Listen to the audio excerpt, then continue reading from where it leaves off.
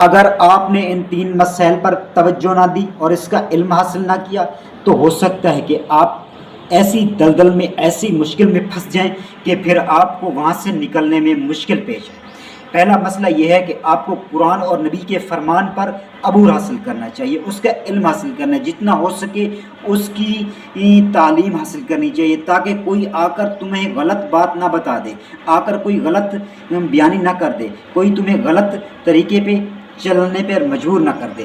دوسرا، ریاست کے خلاف نہیں جانا، ریاست کا دفاع کرنا ہے، اور کیوں کرنا ہے میں نیکسٹ ویڈیو میں بھی بتاؤں گا، کیونکہ آپ کو اپنی ریاست کا دفاع لازماً کرنا ہے۔ اور اس کے بعد سیاست پہ بھی نظر رکھنی چاہیے، ایسا نہیں کہ دنیا کے مسئلے مسائل میں پھنسے رہیں اور اپنی حقوق بھی بھول جائیں، لیکن ان تینوں مسائل پر آپ توجہ کریں گے تو آپ کو پریشانی نہیں ہوگی، آپ کے مسئلے حل ہوں گے، انشاءاللہ ہم ضرور کامیاب ہوں گے۔ اور ان تینوں مسائل پر آپ کو گفتگو کرنی چاہیے، آپ کو اچھے طریقے سے بحث مباحثوں میں حصہ لینا چاہیے، تاکہ آپ کو دین کا بھی پتہ ہو، تاکہ آپ کو اپنی ریاست کا بھی پتہ ہو، تاکہ آپ کو سیاست کا بھی پتہ ہو، کیونکہ یہ تین مسائل انسان کی زندگی سے جڑے ہیں، اور دو مسائل تو بالکل آپ کی زندگی سے دنیا میں جڑے ہوئے ہیں، اور ایک مسئلہ آپ کی آخرت کی زندگی سے جڑا ہے، وہ دین اسلام ہے، اس کی معلومات آپ کو لازماً حاصل کرنی چاہیے۔